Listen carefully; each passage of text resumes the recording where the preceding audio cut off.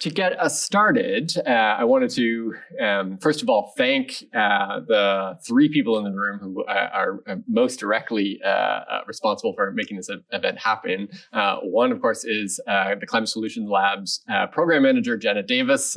So thank you. Please. And also Kim Cobb, Director of IBIS, and Katie Silverman from IBIS as well. So thank you for organizing. And this is one of the kickoff events for Brown's inaugural Climate Week. So I hope that many of you have seen the notices for events all throughout the week. And there are lots of good ones, but I'm going to just highlight the Climate Career Fair, which is especially important for the students. I hope that the students will take the opportunity to go and check out the various employers and alumni and others who will be talking on Thursday at our Climate Career Fair. So do come out for that. And then also there's FSI Con as a student-run event on Friday. And I mentioned that one for lots of reasons, but one of them is that I will also be on a panel on Friday speaking about the geopolitics of oil and energy, which, thanks to the last 48 hours of news cycle, are even more exciting than usual. Thank you, President Trump. So at any rate, I have lots of things to say about that, but I'm going to not hog the floor. Instead, it is my great pleasure to introduce my colleague, Professor Porder, who is an evolutionary biologist by training and by expertise. But more recently, he has kind of turned his big brain and talents towards the problem of climate change. He served as the Associate Provost for Sustainability for Brown University and helped create the campus-wide sustainability plan, and also not content with just creating the plan, but has been really an effective force in helping to implement the goals of decarbonizing Brown University's campus. And yet that is a challenging and long-term project. And so he's going to update us a little bit on the rise and fall and rise again of that particular project. So I turn it over to you. Thanks so much, Stephen, for coming to speak to us. Thanks so much. Thanks, of course, to the organizers. It's great to kick off our first Climate Week here at Brown. Really exciting. So I am going to talk about progress, challenges, and what comes next on decarbonization. But as Professor Colgan mentioned, we do actually have a strategic sustainability plan here at Brown, and many people in the room might not actually be aware of that. I'm sure that many people in the room have not actually read it. So I thought I would start with that Brown has a strategic sustainability plan that was put in place by the president in 2021.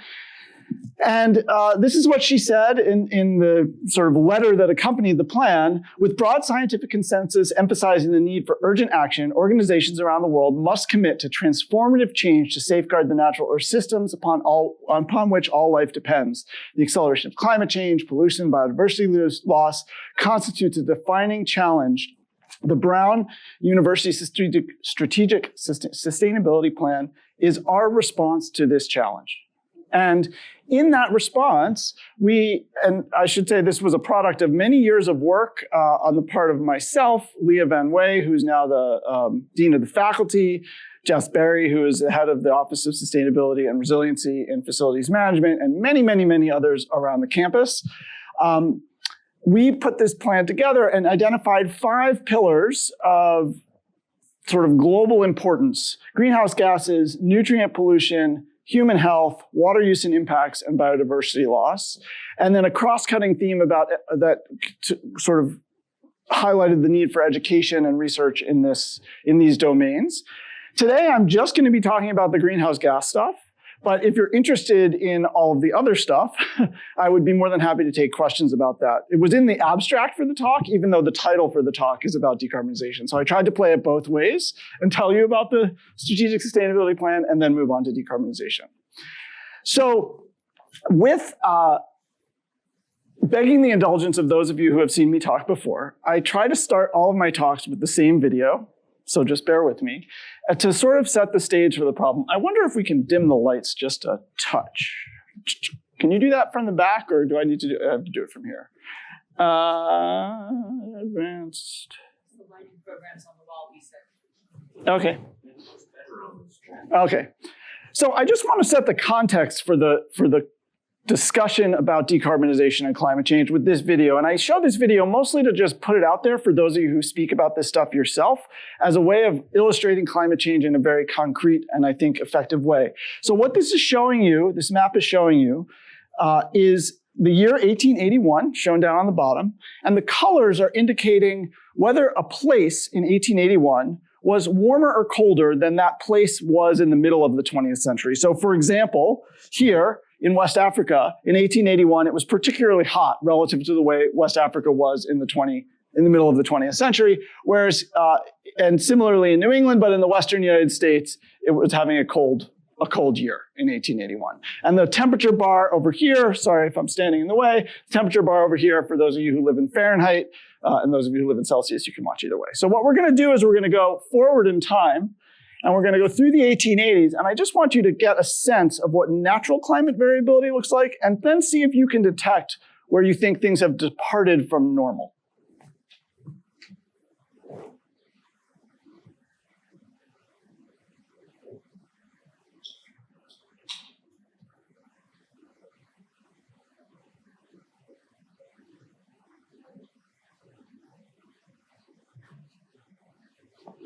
So when we talk about climate communication, I find this video to be extremely helpful, if a little bit scary. And if this were a longer talk or a more scientific talk, I would go into some climate science stuff, but I'm not going to. I'm going to tell you the bottom line. Climate change is happening. You just saw it. Climate change is caused by human emissions of CO2 and other greenhouse gases. Every extra ton we emit drives more warming. It appears that that is a linear relationship as far as we can tell out into the future. There may be thresholds where things become nonlinear, but I think it's very important to know that even if warming is linear with the total amount of emissions, damages are not. So damages go up more exponentially with each extra little bit of warming, whereas with each extra ton, we think at least in the near term, warming will be fairly linear with that extra ton. And so every ton we can keep out of the atmosphere is a good ton. I am very much not a fan of the 1.5 degree is safe and 1.6 degrees is the end of the world narrative that has emerged in the popular press. I understand why it's there. It's not my favorite thing. So that's the context for Brown's sustainability plan and Brown's efforts on decarbonization. And I think the question that we have to ask ourselves is, okay, climate change is real. Climate change is caused by emissions of greenhouse gases. Brown is a university. It's a very small fraction of global emissions, but so too is pretty much everybody, right? So what should we be doing about it? And the university began to get serious about this conversation with its first carbon reduction goals in 2008. I had just gotten here, I wasn't involved in the conversation, but the goals were a 42% reduction in emissions by 2020. And I've talked to folks who were involved in this decision, and it was largely where they thought they could get using, taking basically a bunch of efficiency measures. And I think that this is a really important starting point, and it has been transformational for me in how I think about decarbonization and climate change. Because in 2008, really the only tools we had were to use less energy, right? We'd change light bulbs, or we would insulate better. And those tools are still very effective. But they can't get you to where we need to be, which is zero emissions. You cannot efficiency your way to zero. You can efficiency your way down a bit, right? And that means it's unimportant. But one of the things I feel most optimistic about now in 2026, oh my God, yeah, 2026, is that this is no longer true. Efficiency is not the only tool we have, right? We now have a way of producing energy that doesn't require emissions, and that's going to be our future. Efficiency will be a part of it. So, globally speaking, what should Brown do about it? Well, of course, we need to focus on our consumption of fossil fuels. And so this graph, this pie chart is just showing you that about 75% of the climate problem is related to our use of energy, And so the rest of the talk about what Brown is doing on decarbonization is really focusing on thinking about Brown's energy use, right? How are we thinking about that? And as I said earlier, the beauty of where we are now versus where we were in 2008 is that there is an answer to solving this problem. It's quite straightforward, at least in theory, and it's simply to electrify everything and then get our energy from zero emissions electricity. That's the answer to the energy problem. It's the only answer we're going to even come close to having time to implement. Okay? So this is the path we have. So the question is, how do we get on this path? So conceptually, I like to think of this problem with the following cartoon. So global emissions from fossil fuels, that's about 3/4 of the problem. It's 3.8 billion tons of CO2 in 2025. And here's how I think about this problem. We have power plants out there in the world that are delivering energy through a grid to consumers like us, right, and industry. And then we move in those buildings, we burn a bunch of stuff to keep it warm, or we burn stuff to run our industry, and then we have a transportation system that moves stuff around. So if you want to ask, like, where are we going to move the needle on energy, you have to think of it in this context. And so, for the electrify everything part, we can replace furnaces with heat pumps, for example. We can replace vehicles with electric vehicles, and we can electrify shipping, and we can electrify trucking and all of those things. Happy to talk about all that stuff, but I want to get to the Brown side of things. And then, of course, on the zero emissions electricity side, the answer is to switch out those power plants, those natural gas power plants or those coal power plants with renewables and batteries. Right? So that's conceptually what we have to do. And then we will need to make the grid much better at transmitting things, transmitting energy around in order to get there. So that's the pathway, right? It's very simple in some sense.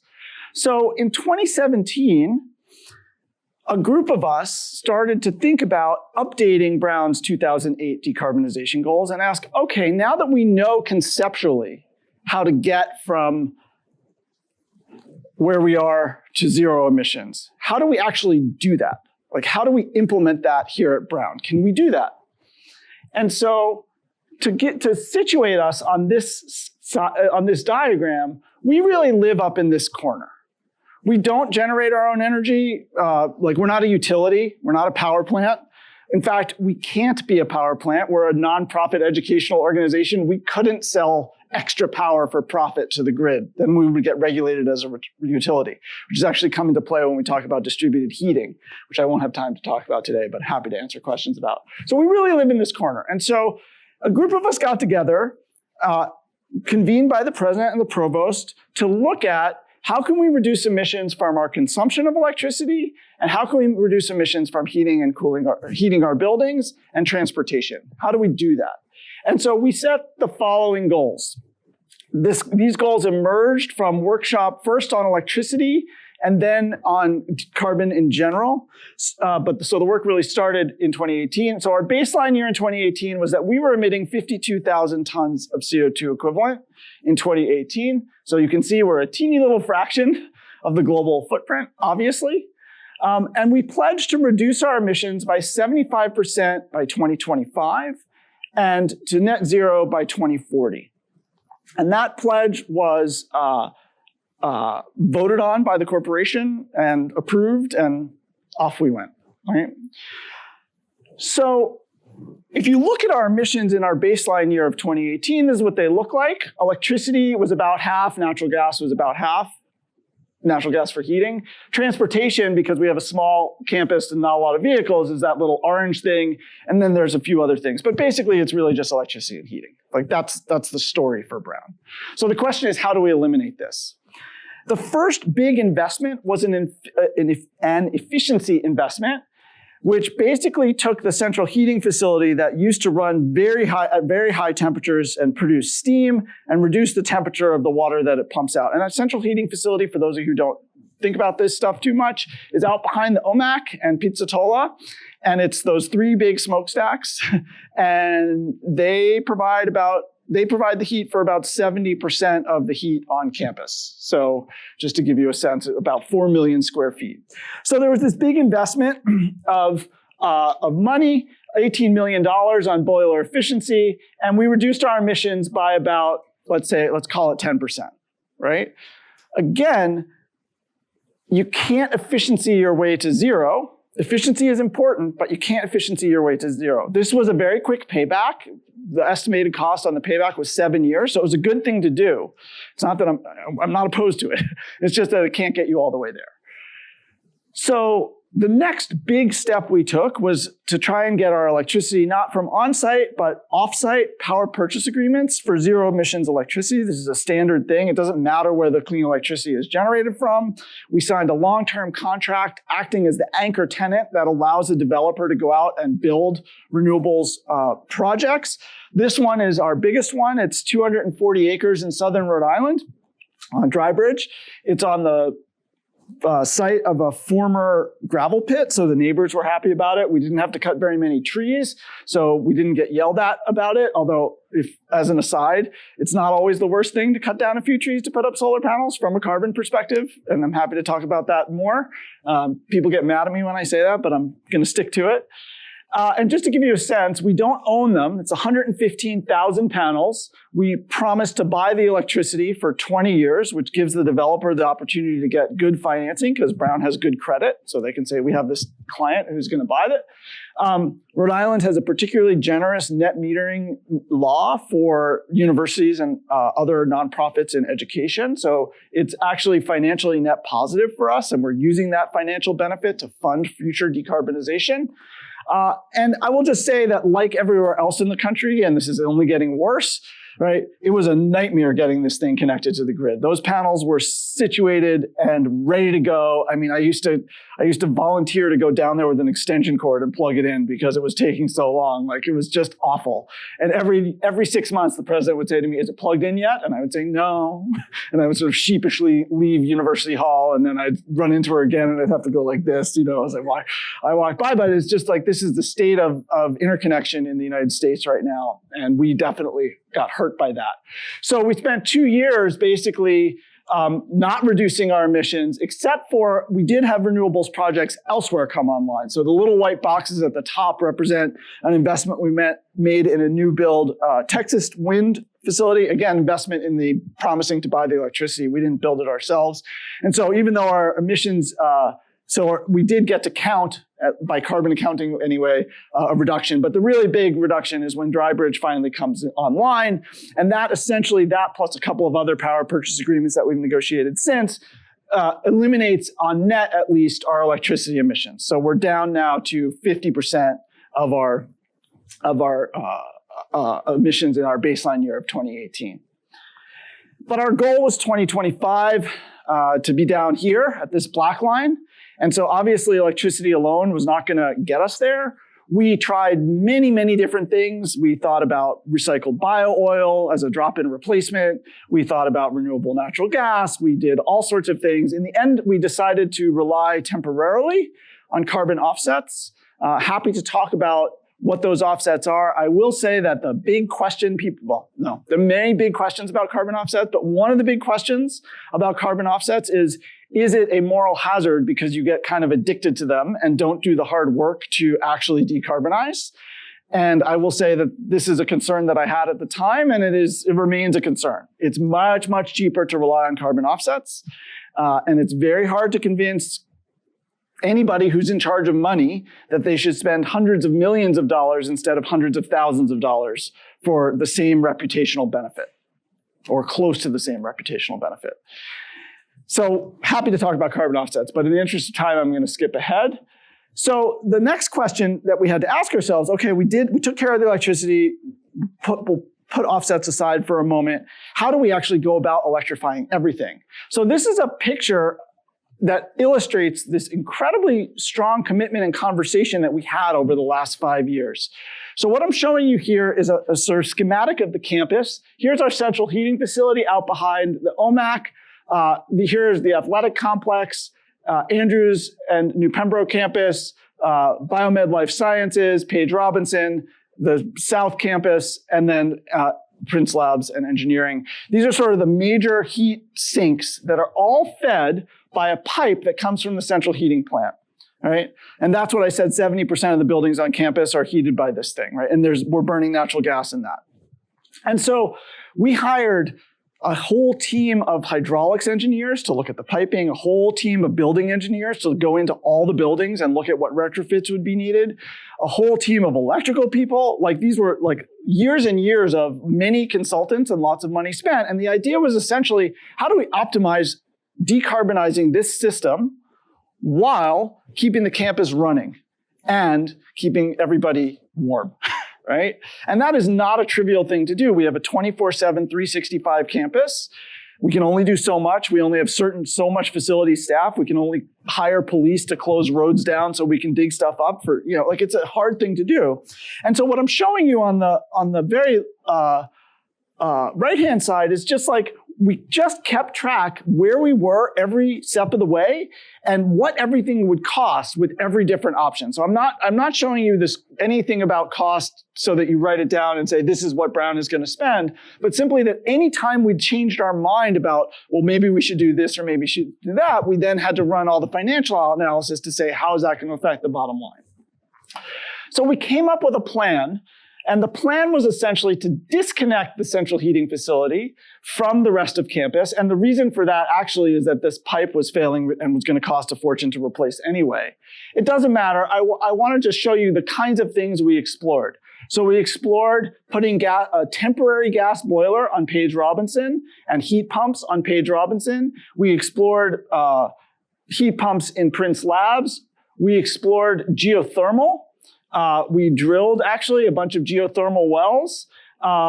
We just looked at every possible option, including what temperature the water in the pipe should be and how big the pipes would be. And every time we asked, what's the optimal here? What's the disruption to campus? What's the cost? How does that vary? Et cetera, et cetera.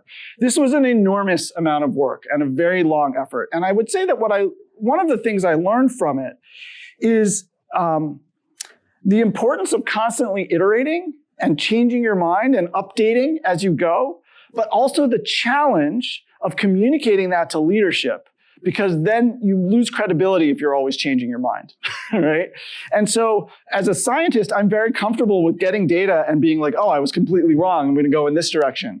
But as a leader of an institution, it looks bad if you're like, we're gonna do this, no, we're gonna do this, no, we're gonna do that, right? And so there's this communication issue that's really important, and I think I have to particularly give President Paxson credit for this. She's really stuck with us as we went through this learning process. But also I would say campuses don't run, they don't analyze the entire campus over the next 15 years. That's not how things are funded at universities, right? You get donations for buildings, you have specific projects. Thinking of the campus as an ecosystem that needs to transform the whole thing over the next 15 years is not a either financial or conceptual model that is native to the university way of thinking. And so that's another learning process that we had to go through. So we drilled the first 3 geothermal wells in Providence to look for how well that might serve us. We explored lots and lots of options, and we had a plan that would work, that was not that expensive, that we were moving forward on. And then sort of the last 18 months happened and lots of things changed. The university discovered it had a really, really unanticipated and large deficit. Federal challenges on funding became extreme instantaneously, to mention a couple of things that have to do with the financial situation of the university. And obviously a lot of other things have changed as well. And so all of this sort of, I don't want to say paused because a lot of work continued, but it was not the priority of anybody on this campus really to think about decarbonization relative to the way that it was before. And I'm not saying that in a critical way, like emergencies and things happen, but it is true. And so we find ourselves at this moment with what I would say is a very viable plan to decarbonize this campus by 2040, a technologically and logistically feasible plan. But we have to ask ourselves, and I think people are asking themselves, the following questions. Can Brown really afford to do this over the next 10 or 15 years? That question is particularly pertinent in the face of the current financial situation of the university, and that question remains unanswered. To give you a sense of what afford means, right? Because we can obviously afford to do some things and not others. It will cost more than the new indoor turf facility to do this. If I had to guess, it would cost about the same as the Performing Arts Center cost, and probably less than what Danoff Labs will cost. And in terms of money, that means somewhere between $100 million and $450 million over the next 15 years. Okay?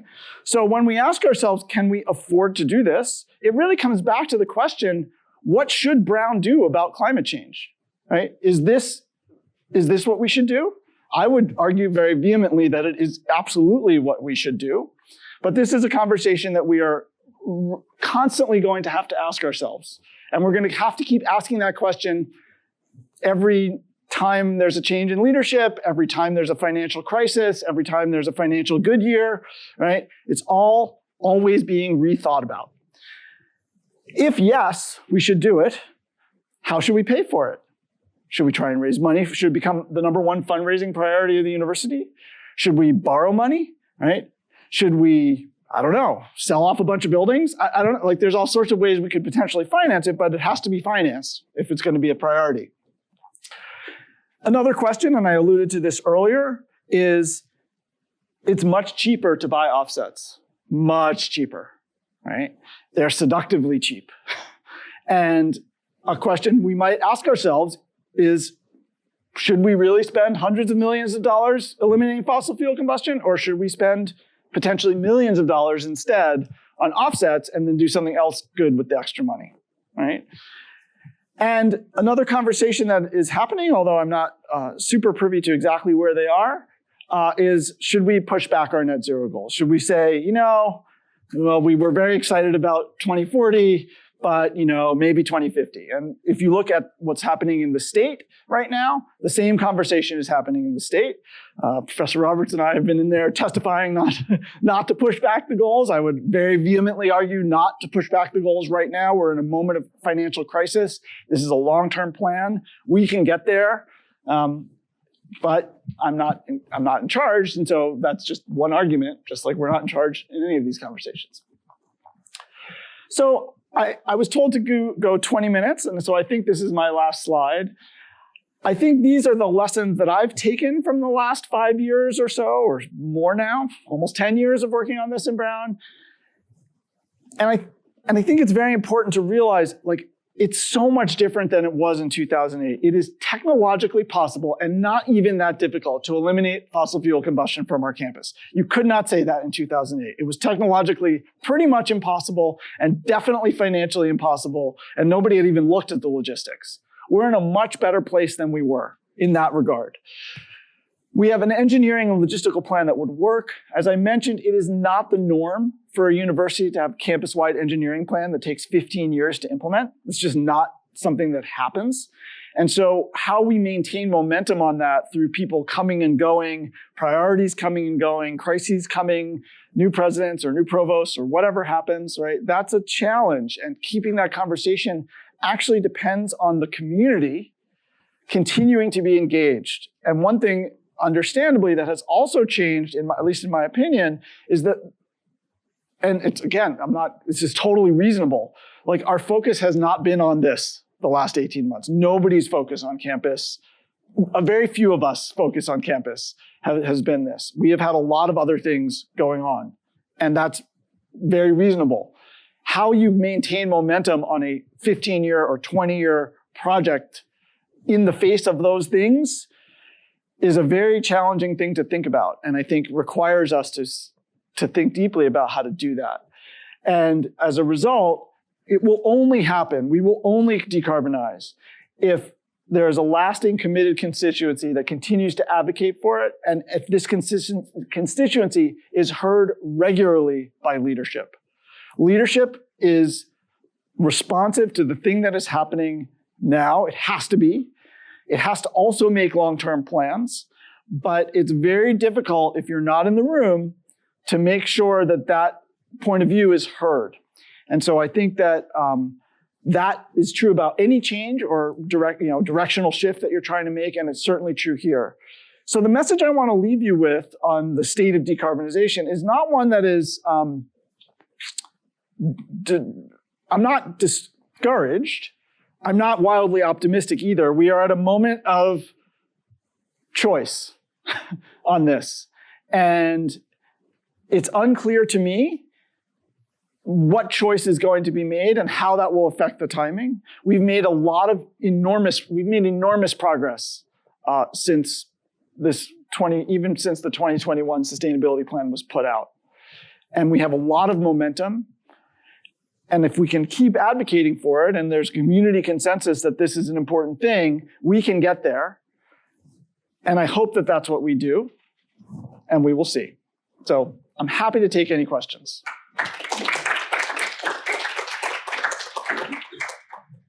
Yes? How did the geothermal system work? Oh, that's a great question. Do you want to? I'll repeat the question for that one. How did the this is just for the folks on Zoom. Microphones, and so for all future questions, we'll just get. Yeah, but for those on Zoom, the question was, how did the geothermal work? So we drilled 3 test wells down to 1,000 feet. One of them was out behind in the athletic area, basically. One of them was right here on Brook Street behind Prince Labs, and one of them was down in the jewelry district. And we got 3 very different results. Down in the jewelry district, there's enough hydraulic conductivity that storing heat from summer to winter, for example, wouldn't really work super well. But also the amount of physical space that Brown has to put geothermal wells there is very small, like on the plot that they have. So we kind of abandoned that idea. And then the engineers came back to us and said, geothermal is going to be very expensive and we can do a lot before we do that. So why don't we sort of put it on the shelf, even though it would be useful? Just to give you a sense, like we were talking about drilling hundreds of wells like out behind engineering and hundreds of wells in the athletic center. So it's a big investment. These are wells that cost a lot. And it seemed like there were other ways to go with air source heat pumps and other efficiency gains in the short term. And then we're going to revisit geothermal down the road a little bit. The beauty of geothermal, for those of you who are not sort of into this stuff, one of the real challenges is how you balance summer and winter. And one of the things you can do with geothermal is you can take the heat that you reject in the summer from your air conditioners, store it underground, and pull that heat back in the winter. So it's a sort of like a potential for a thermal battery. And there are not a lot of seasonal shifts that you can do yet with any other technology. So it's going to play a role, I think, in that way, but not in the next 5 years. Yeah. What was your plan about like heating types? And did you guys have like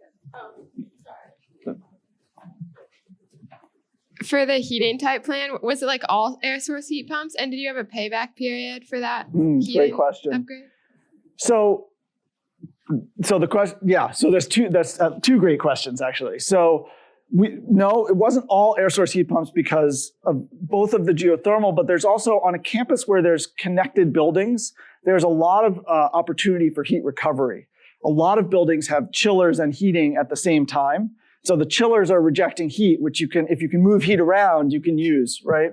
So we were, for example, on Page Robinson, there is a chilled water center, right? And there's also heating. And so you can just move the heat from the chilled water and dump it into your heating system. And so there's a lot of heat recovery in the plan. And that's sort of the lowest hanging fruit. You have that heat anyway. If you have a data center, right, or like a bunch of compute, you can take the heat and move it somewhere else. Many of our bigger buildings, not so much the residential halls, but many of our bigger buildings that have labs in them have both heating and cooling simultaneously. And so if you can leverage that, that's your cheapest energy. And then you move to air source heat pumps and potentially geothermal. We also played around with trying to use the bay as a heat source, right? So in Norway, they use the fjords. Drammen in particular uses fjords as a water source heat pump.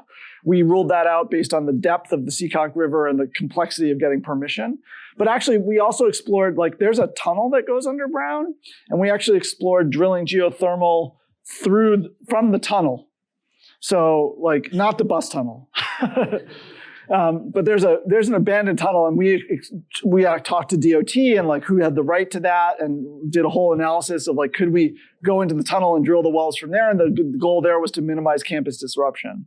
So at the end of the day, you have to get your heat from somewhere, and it's either the air, the water, or the earth, right? Those are your three choices. And so we are exploring all of them. I think the majority of the short term is going to be heat recovery and air source heat pumps. And that's going to move forward. I think that's the easiest thing to do. And then the more exotic options like geothermal may come into play down the road, but we're not sure yet. Was there a second part of the question? I'm sorry. The payback. Oh, payback. I knew I ducked it for a reason. So I don't like the idea of a payback period for something like this. And I'll tell you why. First of all, it takes a long time to pay back, right? So that's one of it. The second thing is, and I think this is actually more important, I'm going to just go back to this picture. The reason to replace this pipe here from the central heating plant to the rest of the campus is that pipe is failing 40 years earlier than it was supposed to, and it was going to cost about $60 million to repair and leave us with a single point of failure. The reason there's a bunch of boilers out behind Page Robinson right now, and have been there, those temporary boilers, for almost 2 years now, is that we keep losing heat to the campus, and it's costing us millions of dollars to fix it, like patch it, right? And so the reason I bring that up is replacing that pipe or cutting that pipe and building out sustainable islanded thermal energy plants that can connect to each other is a resiliency thing, not a decarbonization thing. Or actually, better said, it's both. So then what's the cost of decarbonization? Like, we made a more resilient campus, right? There's some value to that. It also decarbonized the campus. There's some value to that. How much should we charge to each of those bins when we think about payback time, right? It's hard. And so the only way to do this smartly is to couple transition of energy with other things. If you just rip out a brand new furnace and put in a heat pump, the payback time is a really long time. If the furnace was about to explode anyway and you ripped it out just in time and put it in a heat pump, you've saved money, right? So I think the idea of having this long-term plan was really about replacing things as they came due, but it's going to be hundreds of millions of dollars to do it. Some of that is going to be decarbonization. Some of that is resiliency. The payback in terms of energy savings, yeah, not so much, especially with the price of electricity so high relative to the price of gas right now. So that's the honest answer. Uh-oh. No, I thought it was an excellent talk. Really thoughtful. Makes me feel like there's been somebody who really cared and worked hard on this. So thank you. Many. Yeah. What it seems to me, looking at this in a bigger perspective, we're moving from the easy stage of decarbonization, of setting targets, making goals and promises, to actually carrying them out. And then the world keeps changing. Yep. So there's two questions here. One is, we used to have a vice provost of sustainability. I wanted to hear, how much difference does that make from your unbiased perspective? Okay, so can we do this without that? And number two, the second question, I'll give you a second. Absolutely not. The second question is just how this context is changing so fast in the state that there are bills in the legislature that have been introduced this year to entirely eliminate the Act on Climate, which is our statewide target to decarbonize by 2050. There's the governor's budget proposal, which is brutal, right? It involves rolling back all the targets, including our 2033 100% renewable electricity target for the state to 2050, which would make you electrify, but you're not getting clean electricity. Right. And then there's even in there a net metering provision, and then there's a new executive order from the governor to study net metering. So they're even threatening existing net metering contracts that would make all the plans that Brown and all the other people who built big solar arrays put that all up for question, and it's really could be devastating for the state's renewable energy programs. And then there's more in that budget that's even worse. There's two other really Thanks for bad cheering things. everybody up. Yeah, Yeah. that's great. No, but so, and I just want to hear your thoughts on both of those. Okay, so I served as the associate provost for sustainability. So it's a very pointed question. I no longer serve in that role. That role no longer exists at Brown. I do think that my experience in that role and the experience of my colleagues at all the other institutions that now have that role, Brown was actually the first in the country to have that role, is that it's very useful to have someone who can bridge between the facilities and long-term planning of facilities and the academic research and teaching side. I think that role is helpful because those sides of institutions don't talk to each other, but they can be very synergistic if they can work together. And so having someone in that role is important. I also think that having someone with the protection of tenure is important because it's very hard for even extraordinarily talented and committed people in facilities management to speak up when they think something is being done that they don't think should be done because their jobs are not secure. I mean, I don't mean that in a like they have a regular job, they don't have a tenured job. And so it's helpful to have someone who can advocate without fear of repercussion for things that are going to be unpopular or cost money or not be front of mind. So I think those two things were very innovative about the creation of the position. Actually, our colleague Kurt Teichert actually played a similar role like way back in the 2008 era, but never had the title, which I think like surprisingly means a lot, like in terms of what you can get done.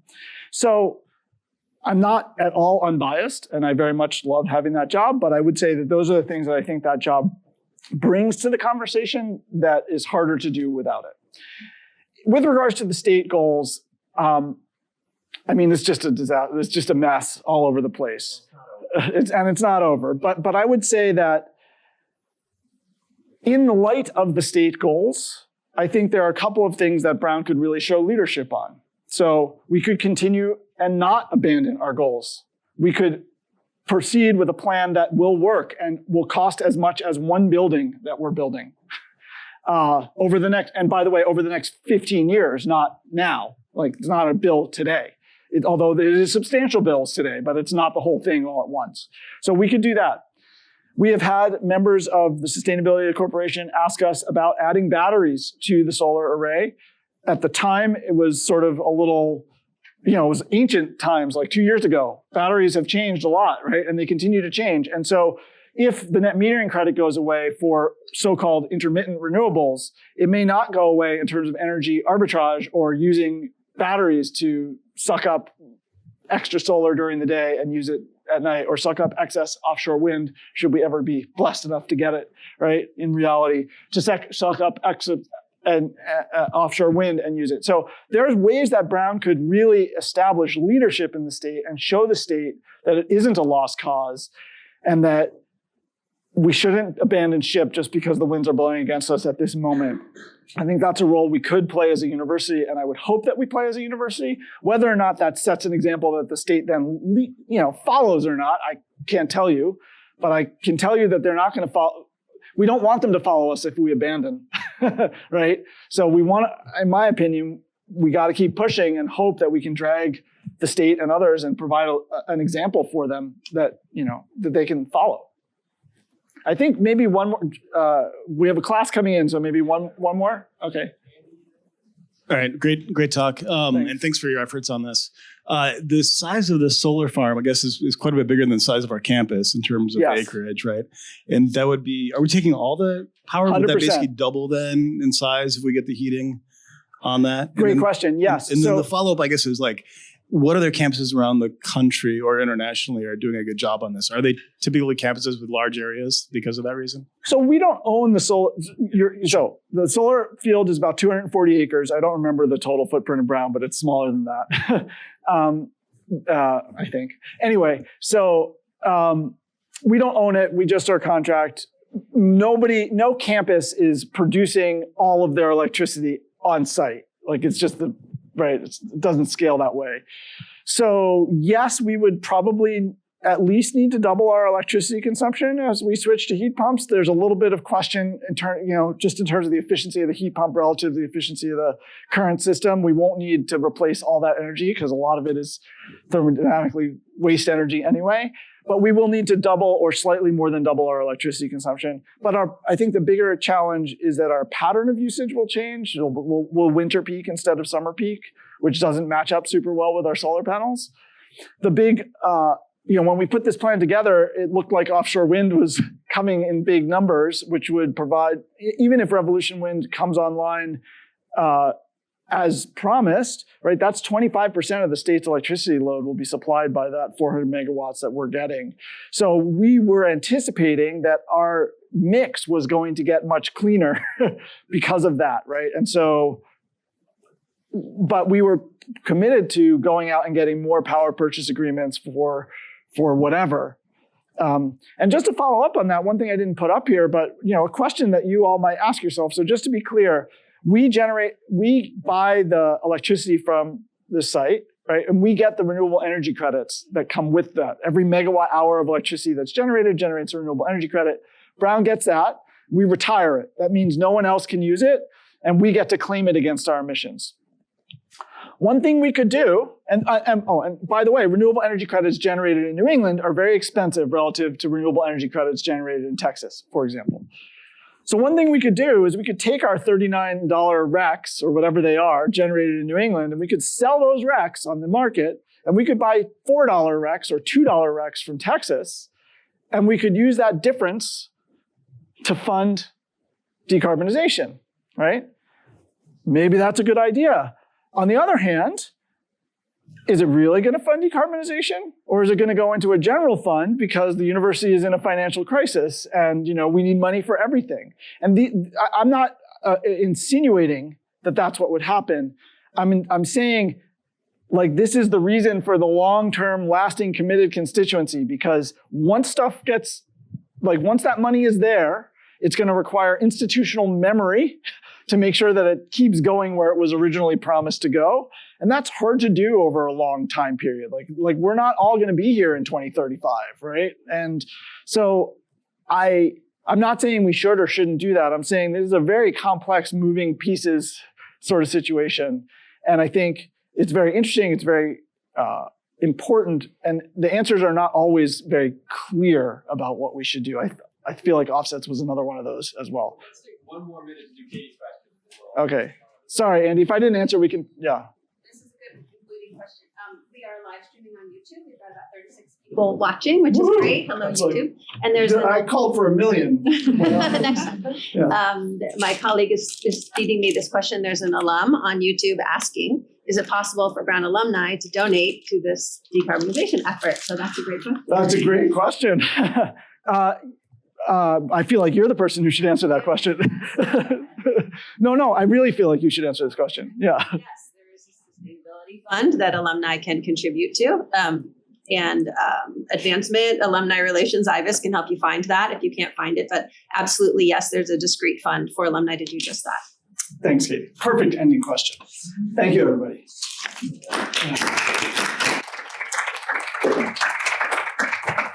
Fantastic. Thank you so much, Professor Porder, and thank you so much, IVAS, for helping to make this event happen. And look forward to seeing many of you at the rest of the Brown Climate Week event. All right. Thanks so much.